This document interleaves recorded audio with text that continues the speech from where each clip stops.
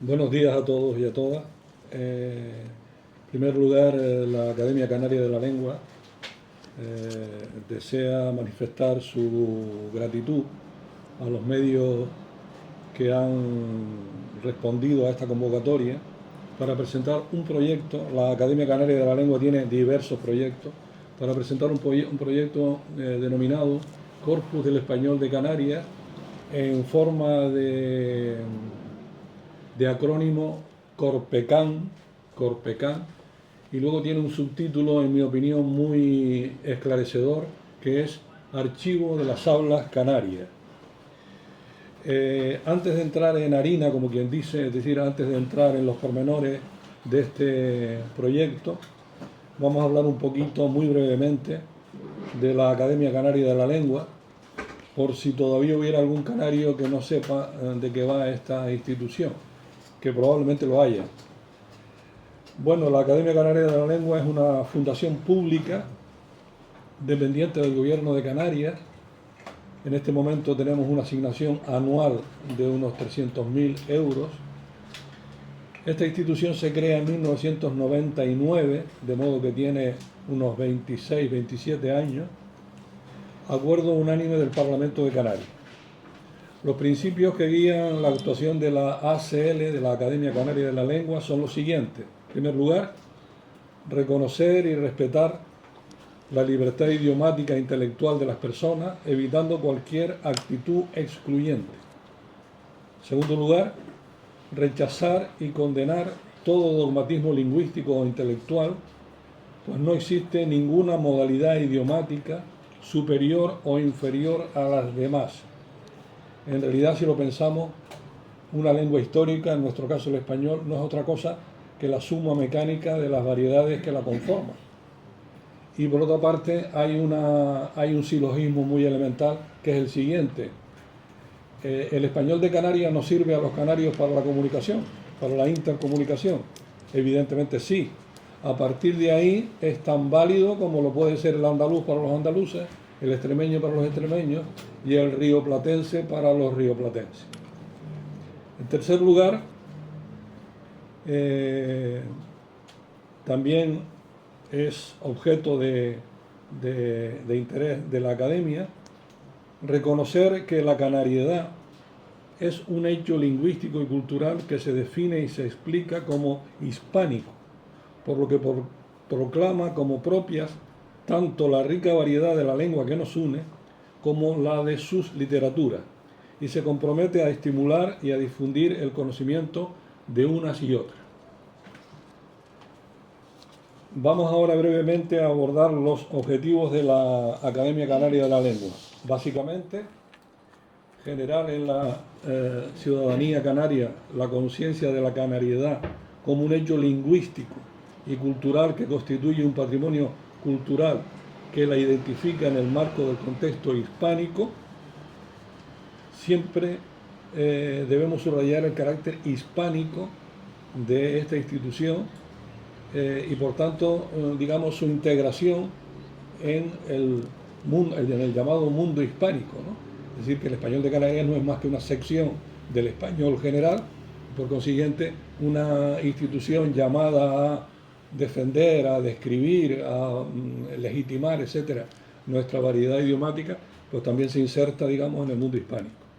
Y en segundo lugar, promover el estudio y la descripción del español de Canarias y de su literatura y publicar los resultados de sus investigaciones. En cuanto a las actividades en las que está, digamos, inmersa la Academia Canaria de la Lengua, pues podríamos destacar la siguiente. No me gusta la expresión poner en valor. Saben ustedes que es una muletilla que está de moda, ¿no? Como si no existiesen palabras tradicionales o modos tradicionales de decir lo mismo, ¿no? No es que poner en valor sea una aberración lingüística, es que se dice tanto que resulta estomagante. Ese es el problema. En primer lugar, debo referirme a la actividad lexicográfica, es decir, a la elaboración de diccionarios. En este momento estamos revisando el diccionario general del español de Canarias, o el diccionario general de canarismo. Como ustedes saben, de momento lo que está colgado en internet es el llamado diccionario básico de canarismo. El nuevo diccionario va a cuatriplicar como mínimo el número de entradas y el número de acepciones. Estamos en la fase, ya digo, de revisión y es probable que en unos meses, tal vez en medio año, 8 o 10 meses, pues ya el diccionario esté, digamos, listo para ser publicado. Seguramente en primera instancia lo publicaremos de manera digital, luego en segunda instancia de manera, digamos, convencional a través de una publicación formato libro. También la academia se ocupa de dar respuesta a aquellas consultas que se les formulan sobre el español de Canarias. Con frecuencia a la academia llegan preguntas sobre aspectos del español general. Supongamos, por ejemplo, el uso de anglicismo. Cuando eso sucede, nosotros lo que hacemos es que derivamos esas consultas a la Fundeu, a la RAE, porque obviamente no es competencia en sentido estricto nuestra, ¿no? Nosotros respondemos a aquellas consultas que se refieren a aspectos fónicos, gramaticales y léxicos y fraseológicos relativos al español de Canarias. Ahí termina su competencia. En cuanto a actividad formativa, pues solemos celebrar a lo largo del año jornadas dedicadas al periodismo, jornadas dedicadas al mundo de la enseñanza, al mundo literario, encuentros y ciclos de conferencias, etcétera, ¿no? En cuanto a la actividad editorial, la academia ya tiene un stock, por así decirlo, de publicaciones bastante notable. De hecho, solemos poner un stand en las distintas ferias del libro del archipiélago y ahí se puede ver más o menos la actividad editorial que ha venido desarrollando la academia en los últimos 15, 20 años, ¿no? De modo que solemos estar presentes, ya digo, en casi todas las ferias del libro, exponiendo nuestras publicaciones, ¿no? En cuanto a difusión, pues solemos desarrollar ciclos de charlas o de conferencias mediante convenios con la Consejería de Educación en distintos centros educativos, ¿no? Luego también intervenciones en los medios. Por ejemplo, tenemos un programa semanal en la radio autonómica que se llama Damos la palabra a la Academia Canaria de la Lengua. Recursos digitales en abierto, presencia, ya digo, en las distintas ferias del libro, etcétera, ¿no? Y luego, en cuanto a proyectos, la academia está, digamos, inmersa en un montón de proyectos. Algunos son muy ambiciosos y entonces vamos desarrollándolos, diríamos, por fases, ¿no? Por ejemplo, la revista de la ACL, la revista que es por un lado lingüística, por otro lado literaria, que también acoge artículos de otra naturaleza. Luego está el Archipiélago de las Letras, donde se reseñan los autores literarios principales de Canarias, junto con una especie de pequeña antología de sus obras. Tenemos un proyecto muy interesante en los tiempos que corren, que es la Biblioteca Digital del Español de Canarias, en que estamos digitalizando todas las publicaciones de todos los académicos relativas al español de Canarias. Y en aquellos casos de autores que han escrito o que han investigado sobre el español de Canarias y no son académicos y el trabajo en cuestión está colgado en internet, facilitamos el enlace. Este proyecto, que no lleva mucho tiempo desarrollándose, va a más, es un proyecto abierto, de manera tal que las próximas generaciones de estudiantes, de investigadores, etcétera, ya no tendrán que ir a las digamos, bibliotecas convencionales a consultar determinado tipo de artículos, libros, etcétera, sobre el español de Canarias y en parte también sobre la literatura canaria, porque todo va a estar digitalizado, ¿no? Y desde su gabinete particular podrán acceder a este tipo de investigaciones, ¿no? Hay que tener en cuenta que una parte importante de las obras relativas al español de Canarias a fecha de hoy son inencontrables, están agotadas, no se encuentran o se han publicado en revistas que ya no existen, revistas, digamos, convencionales ya que están muy desfasadas en el tiempo, etcétera, ¿no? De modo que todo esto va a facilitar el acceso a la información, digamos, técnica sobre el español de Canarias. Y ya entramos en el proyecto Corpus del Español de Canarias, Corpecan, Archivo de las Hablas Canarias. Los orígenes de este proyecto se remontan a 2006. Yo recuerdo que empezamos a discutir sobre este asunto y recuerdo que alguien propuso el nombre de fonoteca sobre el español de Canarias, ¿no? Bueno, distintas vicisitudes hicieron que este proyecto se fuese demorando en el tiempo. Nosotros en la academia tuvimos una etapa, diríamos, de vacas flacas, allá por los años 2012, 2015, de 2012, 2015, había una crisis económica y el dinero que tenía asignado la academia prácticamente solo daba para los gastos corrientes.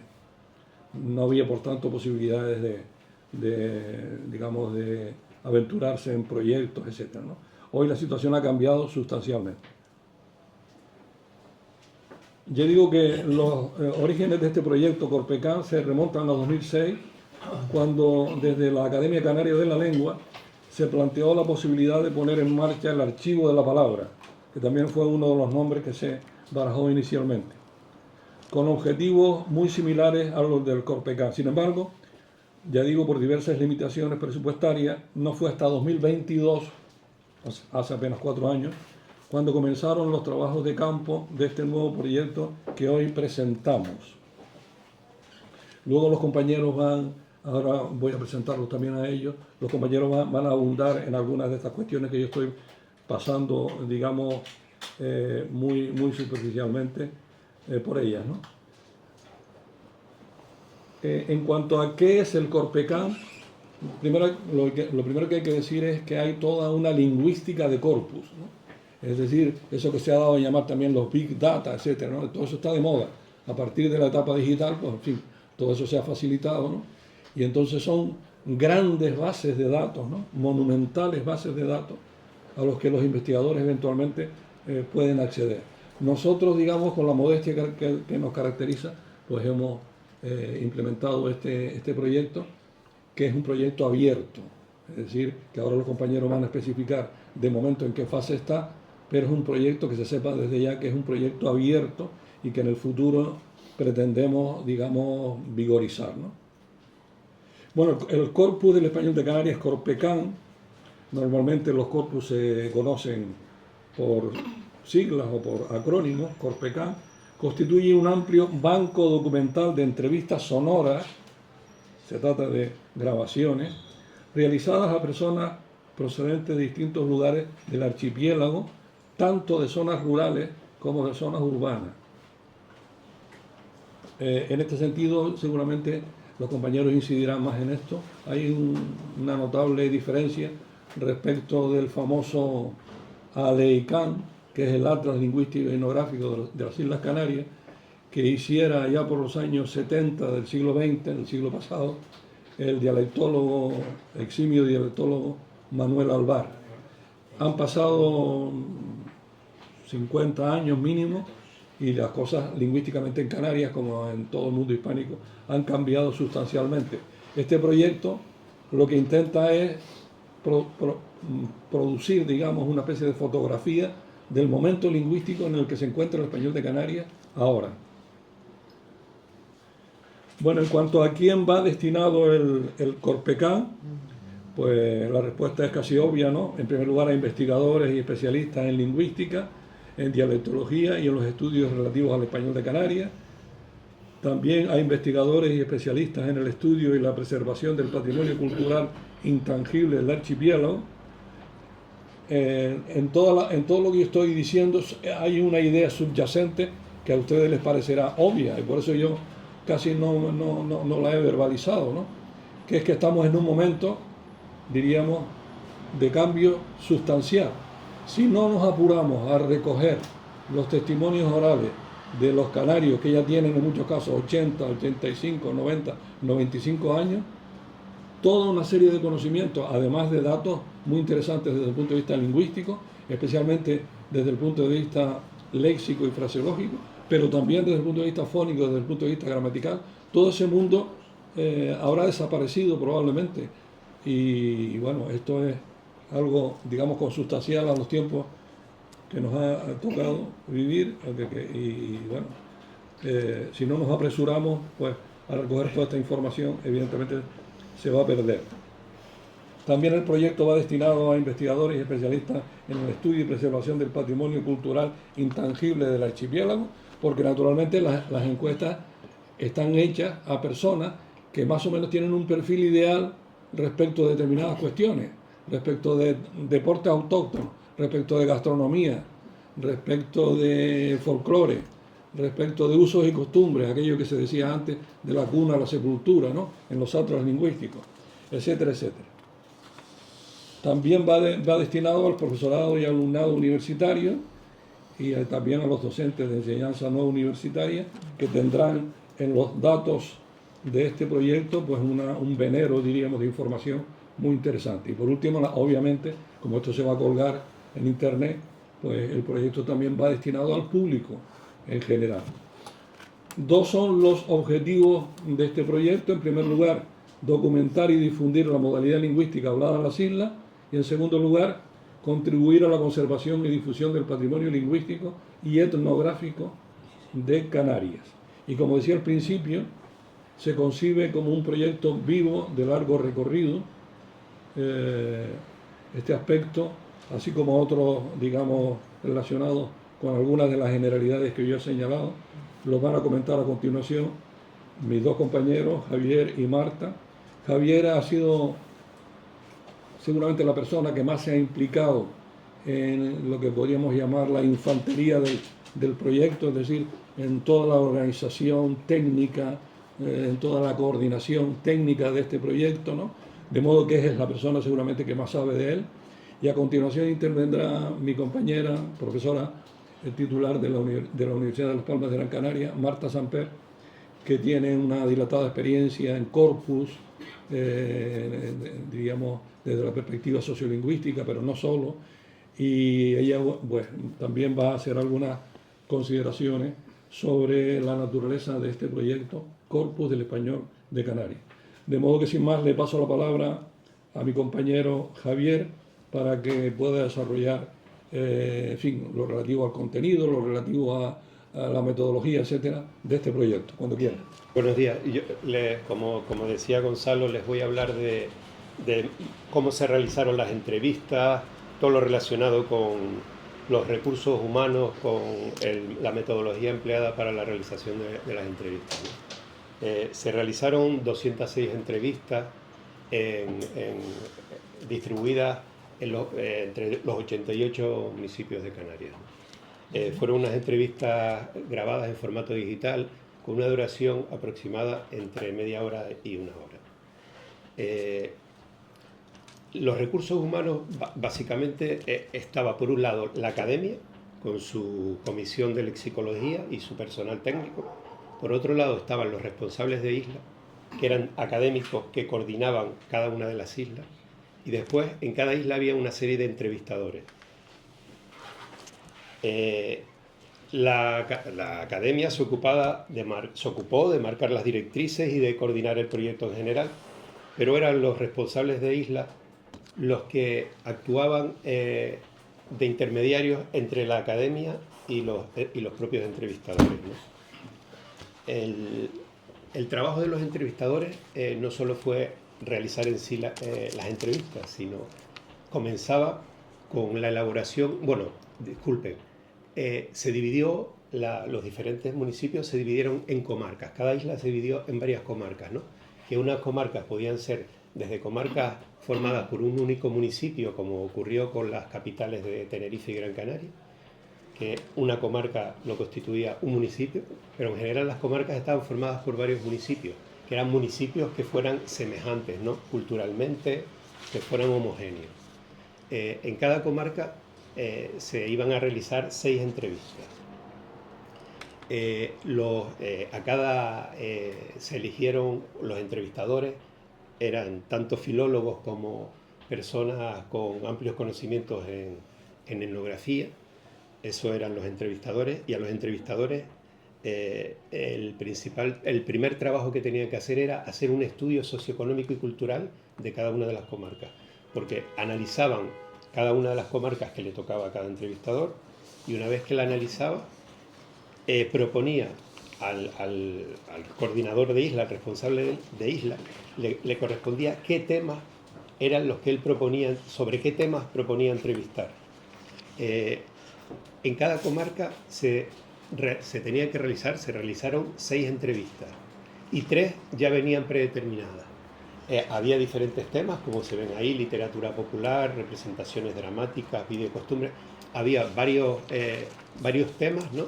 Pero había 3 temas que tenían que ser obligados en cada una de las comarcas. Uno era la artesanía, otro era las fiestas populares y otro era la gastronomía y repostería. Y después los otros 3 temas eran libres. Entonces el entrevistador plantea qué entrevistas, tras su estudio de la comarca, plantea cuáles qué temas propone para las entrevistas, y eso tenía que ser aprobado. Una vez que se le aprobaba qué temas correspondía a cada comarca, pues se procedía se le autorizaba a realizar esos temas, y entonces había que preparar el cuestionario, ¿no? El cuestionario era más bien un cuestionario para preparar cada entrevista. Era un cuestionario general, no era un cuestionario muy meticuloso. El cuestionario más bien es para servir de guía a la hora de hacer la entrevista. Las personas que se eligieron fueron personas mayores de 55 años. Se intentó que fuera la mitad hombres y la mitad mujeres. También tenían que estar representados todos los municipios de las islas. Y también se intentaba que tanto hubiera gente en un municipio, que tanto hubiera gente de interior como de más a la costa, ¿no? Intentar abarcar lo mayor posible. Respecto a las entrevistas, fueron entrevistas grabadas, como les decía antes, y bajo autorización expresa para su publicación, ¿no? Es decir, se le pedía a la persona a entrevistar su autorización expresa a poder publicar la entrevista. Y no sé, algo más, pues simplemente pues se trataba, eso sí es importante, no son entrevistas, se trata de entrevistas, lo que se denomina entrevistas semiestructuradas, si no son entrevistas muy concretas, sino más bien lo que se trata es de intentar que la persona hable de un tema que conoce y hable de manera relajada, para intentar grabar la forma normal y natural de expresarse las personas. Pues buenos días. Bueno, pues después de que Javier nos haya explicado de una manera tan clara el exhaustivo proceso de elaboración de este corpus, que como se ve ha sido muy riguroso y se han cumplido todos los criterios, yo creo que tienen que cumplir los corpus de este tipo, pues ahora yo voy a explicar un poquito el futuro, qué es lo que nos espera ahora, ¿no?, en las siguientes fases del Corpecam. Bien, en primer lugar lo que tenemos que hacer es la consiguiente transcripción, transliteración de los audios. Esto consiste en volcar a texto escrito, ¿no?, lo que ahora mismo es material sonoro. Esto va a posibilitar, pues, primero una mejor comprensión del discurso oral, pero además va a facilitar la utilización por parte de los investigadores que se quieran acercar a este proyecto y también por parte del público en general. Además, va a permitir algo que, en mi opinión, es muy novedoso, que es ver los canarismos presentes en las transliteraciones y en las grabaciones, y enlazar directamente esos canarismos con el diccionario básico de canarismos. Es decir, es una novedad metodológica que yo creo que es muy importante, que todos los canarismos irán enlazados al diccionario básico de canarismos, con lo cual esto va a facilitar mucho la consulta de los investigadores y también del público en general. A continuación, después de estas transliteraciones, también tenemos que llevar a cabo entrevistas a otro tipo de informantes, otro tipo de hablantes, en este caso pues ya de menos de 55 años, porque como bien ha explicado Javier, los de ahora han sido de más de 55 años y hay que incorporar a toda esa comunidad canaria más joven, y también a más informantes de entornos urbanos.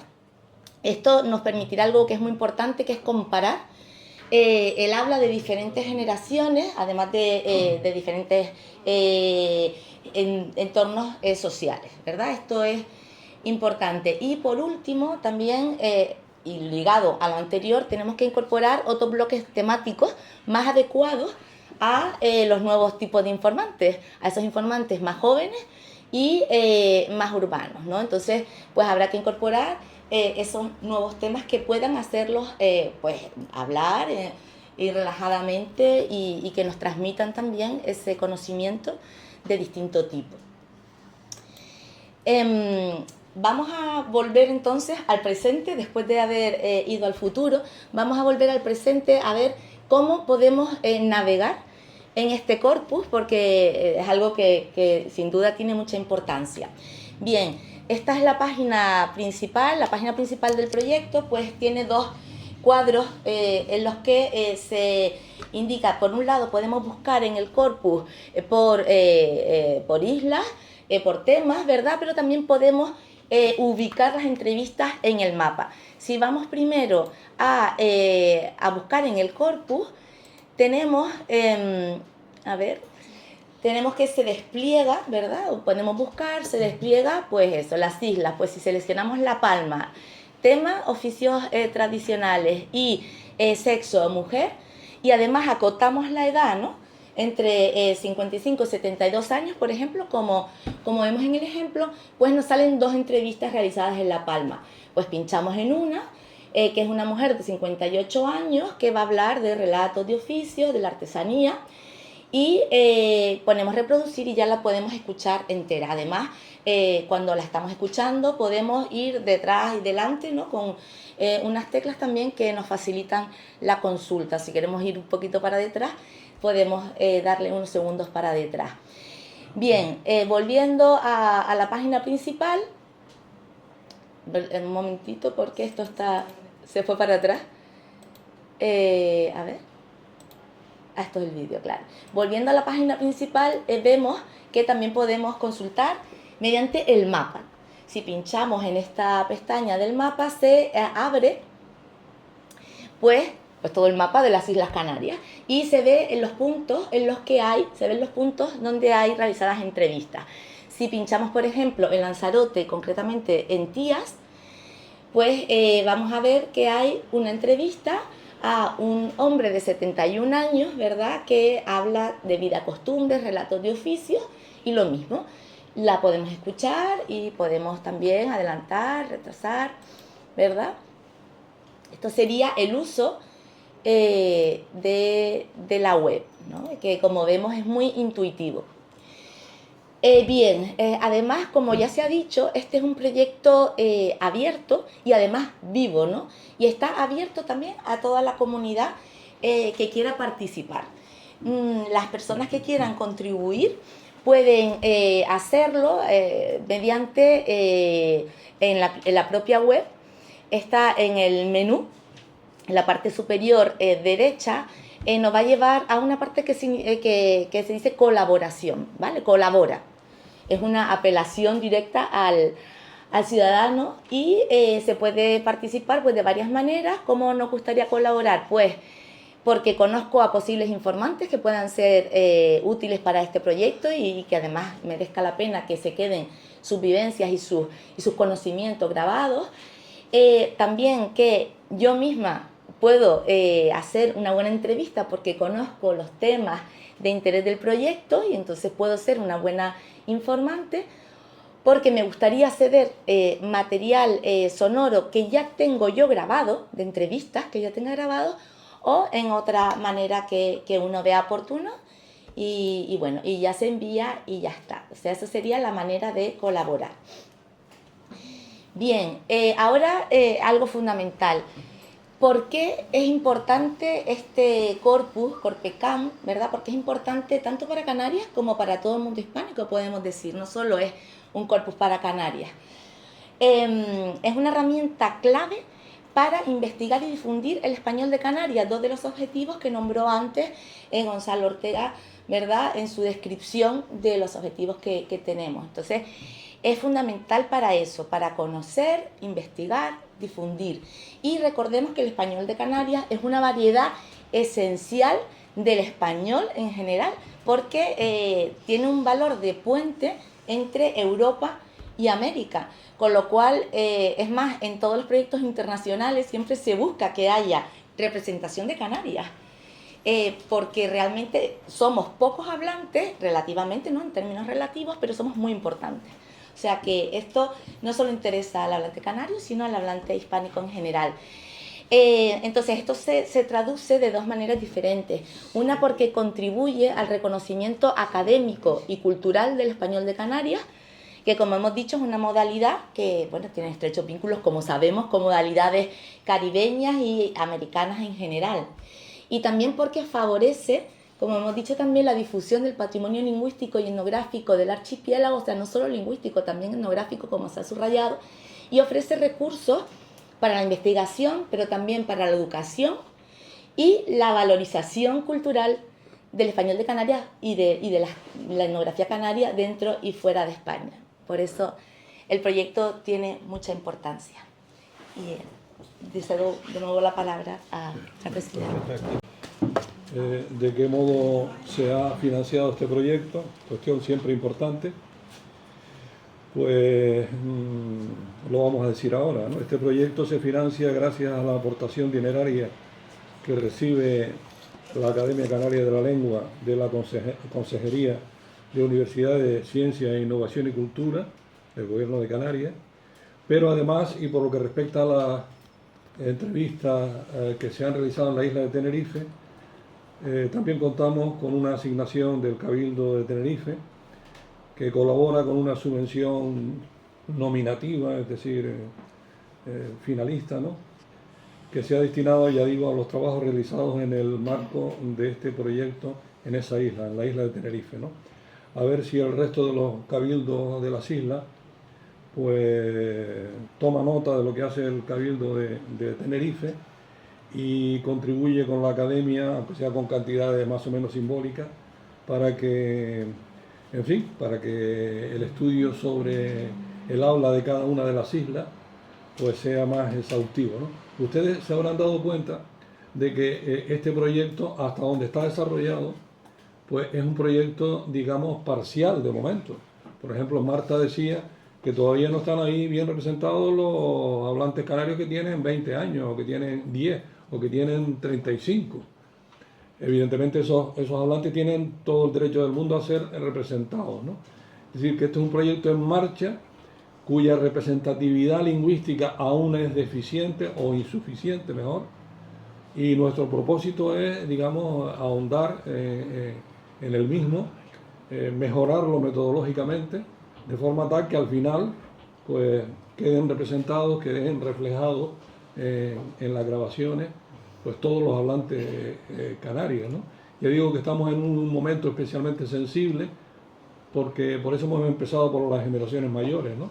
Porque hay personas que se están muriendo por ley natural y sencillamente se llevan consigo pues todo un saber tradicional. Hay un montón de profesiones, como todos sabemos, que o están extinguidas o están a punto de desaparecer, ¿no? Ya no hay herreros, no hay latoneros, no hay cesteros, no hay albarderos, etcétera, etcétera, ¿no? Pero todavía queda gente que tiene memoria de esos oficios, ¿no? Y puede suministrar información muy importante, ¿no? Y efectivamente Marta subrayaba un dato fundamental, que es la conexión de los canarismos, en su caso canarismo fraseológico, con el diccionario. De momento con el diccionario básico de canarismo, y con el tiempo, en cuanto publiquemos el diccionario general, con la información del diccionario general. Porque es probable que ahora aparezca algún canarismo que no está en el diccionario básico de canarismo, pero eso va a ser corregido en breve, ¿no? De modo que nuestro propósito es que el proyecto avance en el sentido de su cada vez más marcada representatividad lingüística de todos los canarios. Esa es la meta, ¿no? Evidentemente todos estos proyectos pues tienen que hacerse por fase, y por algún lado hay que empezar, y de momento pues vamos a presentar el proyecto en la fase en que se encuentra, ¿no? pero sin merma, sin menoscabo de lo que esté por venir, que va a ser bastante enjundioso, digamos, ¿no? Entonces es pronto para preguntarle si han descubierto algo, si hay si han llegado a algún tipo de conclusión o les ha llamado la atención algo de lo que han recabado, ¿no? De momento estamos en la fase de, digamos, de colgar toda la información y de empezar a transliterarla, ¿no? Hombre, vamos a ver, aunque solo fuera buenos ejemplos de uso para ilustrar las acepciones del diccionario, ya el proyecto tendría sentido, porque se trata de grabaciones de habla, vamos a decir, semi-espontánea. A lo mejor no es espontánea al 100%, porque en todo caso hay una situación formal de entrevista, pero semi-espontánea, ¿no? Porque siempre, como señalaba, subrayaba Javier, siempre se ha pretendido que el entrevistado se encuentre lo más cómodo y relajado posible, con el fin de que oralmente se pueda expresar de un modo lo más auténtico posible, ¿no? Hay que tener en cuenta una cosa muy elemental: las lenguas naturales son sobre todo oralidad. La escritura es una especie de rareza histórica en las lenguas. Solo el 3% de las lenguas del mundo tienen escritura. Afortunadamente es el caso de la nuestra. Pero quiero decir que aquí estamos en primera instancia reflejando lo más natural de una lengua natural, valga la redundancia, que es la versión hablada, la oralidad. En todo caso, ustedes podrían hacer un análisis de cómo ven la coyuntura actual del canarismo, por ejemplo, en las generaciones más jóvenes, si está influyendo mucho el lenguaje de las redes sociales, si está, no sé. Eso serían cuestiones a determinar cuando el proyecto avance y cuando hagamos grabaciones de las generaciones que no están aquí de momento recogidas. Pues fíjate que este proyecto de momento ha consistido en entrevistar a personas mayores de 55, de todas las zonas de Canarias, hombres, mujeres, distintos niveles socioculturales. Proyecto ustedes tienen una opinión del estado de los canarismos en la gente joven. Mira, eso te lo respondo en dos palabras. Hay una serie de canarismos no designativos que están en decadencia. Es decir, que ya los chicos, yo doy, Marta también, muchas charlas por ahí en los institutos, y a veces les pregunto por la palabra maua, que es una palabra muy simbólica para los canarios, ¿no? Y la mayoría de los chicos dicen no reconocerla. Algunos dicen, no, yo se lo oigo de vez en cuando a mi padre, a mi abuelo, a mi abuela. Quiere decirse que hay un tipo de canarismo, pero como hay un tipo de andalucismo, hay un tipo de extremeñismo que se está perdiendo por la influencia globalizante de las redes sociales, etc. Pero luego en Canarias tenemos un montón de palabras, yo me atrevo a decir más de la mitad, que tienen un carácter designativo, que designan plantas, que designan animales, que designan entidades etnográficas, que designan deportes o lances de determinados deportes, etc. ¿Tú crees que la palabra cango y pardelera se van a perder en tanto se practique la lucha canaria? No. La palabra tabaiba, tedera, tagazaste, tajinaste, que son de nuestra flora, ¿se van a perder? No. La palabra isa, folía y malagueña, ¿esas palabras se van a perder? No, en tanto que haya gente que cante y toque y baile isa, folía y malagueña, esas palabras que son canarismo no se van a perder. El perfil de esas palabras constituye la mitad mínimo de las palabras que nosotros abordamos en los diccionarios.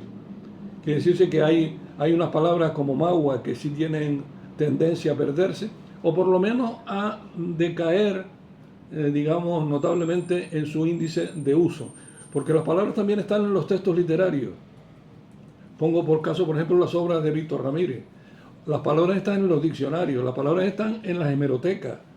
Es decir, que en tanto que las palabras tengan algún tipo de documentación escrita, por ejemplo, esas palabras no van a desaparecer del todo. Y luego hay fenómenos como el tan traído y llevado fenómeno de Quevedo, el cantante Quevedo, que ahora ha puesto de moda la palabra baifo, o magua u otra.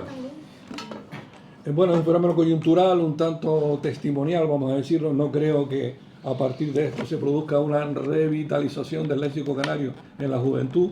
Pero bueno, son detalles que hacen pensar, en cuanto que se ve que hay muchos chicos jóvenes que se plantean el asunto de la identidad canaria y acuden en primera instancia a lo lingüístico. porque es que lo lingüístico forma parte esencial de la identidad, lo queramos o no.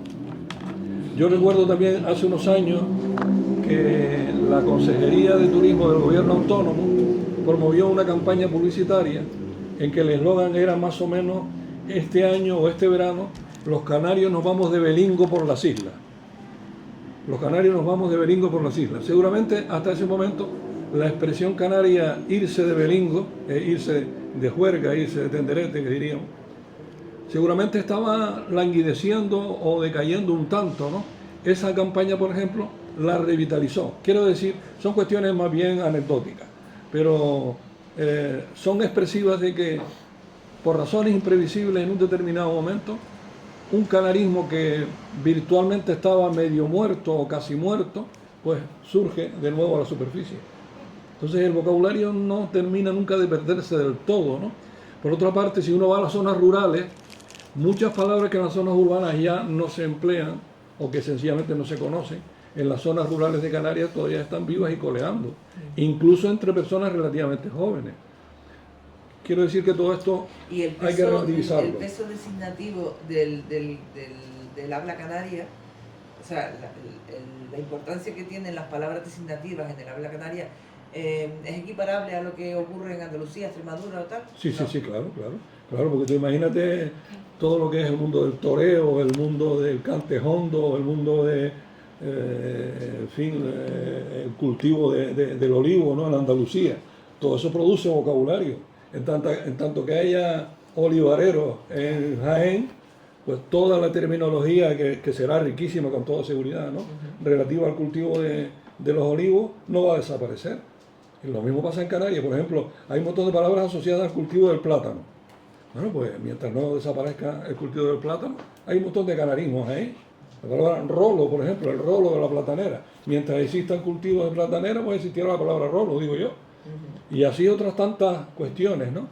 Es decir, que hay un poco de carácter apocalíptico en algunas personas, probablemente por desconocimiento, en cuanto a concluir que el léxico canario estaría prácticamente desapareciendo todo él y de manera inminente y de manera absolutamente irremediable. Y esa afirmación como mínimo hay que matizarla. Sí, perdón, ¿podría intervenir? ¿Podría Sí, decir una sí, cosita sí, más nada sí, más? A colación de lo que estaba diciendo Gonzalo, que ha sido muy interesante, yo también quería destacar, a propósito de la pregunta que hacías, que efectivamente el hecho de contar con hablantes de diferentes edades, y cuando también comparemos entornos rurales, entornos urbanos, ¿verdad?, nos va a poder dar esa fotografía de la que él hablaba y nos va a permitir contrastar y ver la evolución dinámica del español del español de Canarias, ¿no? Que efectivamente, como cualquier idioma y como cualquier variedad, como cualquier todo, es un ser vivo y que tiene que moverse irremediablemente. Entonces ahí vamos a poder comparar pues cómo habla, no solo en el aspecto léxico, fraseológico, que por supuesto también, que es un poco a lo mejor lo que más interesa, pero también fónico, gramatical, ¿verdad? Todos esos fenómenos que ahora pues están apuntando o despuntando, que también pueden considerarse canarios muchas de las veces. Entonces eso también va a poder pues investigarse y llegar a una consideración con datos empíricos, ¿no? De lo que ha sido, está siendo y será el español de Canarias. No me refería que usted al principio de la intervención dijo que posiblemente estábamos ante el final de si este trabajo, este proyecto no se lleva a cabo, el final o la desaparición de muchos aspectos de nuestra forma de hablar. Me gustaría saber cuáles eran esos y en particular cómo puede, digamos, la ciudadanía, digamos, de cierta edad frente a otra, entender el cambio de uso como el pronombre personal de usted, que ya las nuevas generaciones no lo usan. ¿Ustedes eso cómo lo entienden? ¿Lo dan por una pérdida que posiblemente se produzca? Vamos a ver, el famoso lingüista Andrés Bello, venezolano, decía que en materia de lengua la autoridad son los hablantes. La autoridad no es ni la Academia Canaria de la Lengua, ni la RAE, la autoridad en las lenguas naturales son los hablantes. Y de las lenguas será aquello que los hablantes quieran que sea. Entonces, la lengua acusa, digamos, los movimientos, acusa los vaivenes de la sociedad, ¿no? Entonces estamos en una sociedad global, estamos en un mundo global, ¿no? Eso tiene un coste desde el punto de vista lingüístico, pero también desde otros puntos de vista, ¿no? Entonces, hay un perfil de vocabulario que evidentemente está languideciendo. Por ejemplo, yo me refería antes a magua, pero hay muchas palabras de ese tipo. Por ejemplo, guineo. Guineo como insistencia molesta. Me tienes loco con el guineo ese, ¿no? O enchumbar, que es un portuguesismo precioso, ¿no? Enchumbar en el sentido de empaparse, enchumbarse. Salí sin paraguas y llegué a mi casa enchumbado. Bueno, ese tipo de palabras ya los jóvenes, nos guste o no, incluso una palabra que era, por ejemplo, muy gran canaria, que era sopladera, mucha gente la está convirtiendo en globo. En fin, hay muchas palabras que, bueno, producto de esta especie de nivelación a favor muchas veces del español peninsular, sobre todo castellano, que es quien tiene la fuerza a través de los medios sonoros, la radio, la televisión, el doblaje de las películas, las redes sociales, etc., ¿no? Pero claro, es lo que decía hace un momento, junto a ese léxico que estaría languideciendo, aunque eso siempre hay que matizarlo, hay un léxico que está absolutamente vivo, sencillamente porque es funcional. Si uno se quiere referir a la entidad botánica que es una tabaigua, uno no tiene otra alternativa que utilizar la palabra tabaigua. Entonces la palabra tabaigua no corre ningún riesgo de pérdida a corto plazo. Otra cosa es que desaparecieran las tabaiguas, cuestión que no sé si es posible, digamos, naturalmente, de forma natural, pero pudiera ser, ¿no? Entonces desaparecería la palabra tabaigua, ¿no? Quiero decir que... Y luego hay palabras, así como, por ejemplo, en el refranero general del español, hay refranes que curiosamente no decaen. El refranero también se suele decir que es una especie de depósito arqueológico del idioma. La inmensa mayoría de los refranes que uno puede consultar en un refranero resultan ya irreconocibles por parte de la población general. Pero junto a eso hay unos cuantos que son los que se les enseñan, por ejemplo, a los que estudian español como lengua extranjera, que se dan, por ejemplo, más vale magua, bueno, aquí diríamos más vale magua que dolor, más vale pena que dolor. O, por ejemplo, al que madruga Dios le ayuda, o no por mucho madrugar amanece más temprano. O cree el ladrón que todos son de su condición. Hay una serie, aquí diríamos, por ejemplo, una expresión muy canaria, que es ir pro al marisco. Ir pro al marisco o ir pro hacia el marisco, ¿no? Cuando un asunto evoluciona cada vez de manera peor, ¿no? Arbitrariamente, diríamos, hay una serie de expresiones, de esas que tienen un perfil que uno tiende a pensar que son expresiones que van a desaparecer, que por razones arbitrarias resulta que tienen una gran vigencia. Y luego están todos estos fenómenos coyunturales de que haya un autor determinado, que puede ser un cantante, pero puede ser un literato, puede ser un periodista, que reanima, digamos, una determinada palabra, ¿no? Por ejemplo, todos conocemos periodistas, sobre todo del mundo de la prensa escrita, que tenían propensión a utilizar determinadas palabras. Yo estoy recordando ahora mismo el caso de Pepe Alemán aquí en Gran Canaria, ¿no? Pero también de Chela en Tenerife, etc., ¿no? Entonces, esas palabras, en tanto que un autor determinado que publica diariamente en los medios las promueven, pues esas palabras a veces acusan una mayor resistencia a perderse que otras. Así que esto es un fenómeno complejo, ¿no? Pero es evidente que en las nuevas generaciones, una parte, eso de que el abuelo dice algo o la madre dice algo y el niño ya no sabe de qué va, esa es una situación real, no podemos obviarlo porque es real. Pero eso supone que tengamos que rasgarnos las vestiduras, no, porque en las lenguas finalmente todo es natural. Las lenguas acusan las vicisitudes de la sociedad y a partir de ahí todo es natural. Entonces yo sencillamente como lingüista nunca me rasgo la vestidura por el hecho de una palabra que incluso puede tener, digamos, una especie de carga sentimental fuerte, porque es una palabra, por ejemplo, que uno aprendió en la niñez, con la que uno empezó, digamos, a hacerse con el mundo, porque la vinculación sentimental de los hablantes con las lenguas es sentimental precisamente por eso, porque la lengua nos permite aprehender la realidad. Es la manera que hemos seguido para formalizar la realidad. Nosotros tenemos una visión de la realidad en tanto que hablantes de español. Les aseguro que un hablante de Wolof en Senegal tiene otra visión distinta y complementaria a su vez. Ese es el desgarro que a veces sufren muchos hablantes del mundo cuyas lenguas no tienen representación escrita y tienen que acudir a otra lengua si quieren alfabetizarse. No digamos ya si quieren publicar un poema o si quieren publicar una novela, ¿no? Los hispanohablantes somos tremendamente afortunados en tanto que, primero, tenemos la segunda lengua más importante del mundo en cuanto a número de hablantes nativos, después del chino. Y segundo, es una lengua que tiene representación escrita. Bastaría con citar una sola obra de la literatura clásica española para subrayar la importancia cultural que tiene el español. La inmensa mayoría de los hablantes de las lenguas del mundo no pueden decir eso de su lengua materna.